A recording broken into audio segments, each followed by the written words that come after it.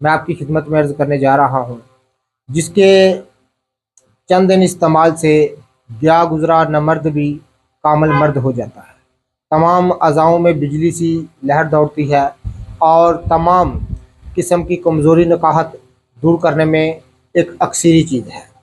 शिंगरफ 5 तोला की आप डली लें और उस डली को एक देसी बैज़ा मुर्ग में बिल्कुल, या सील मुर्गी का हो या प्योर देसी हो, उसमें सुराख करके उसके अंदर डाल दें। जितनी सफ़ेदी बाहर आए गिरने दें।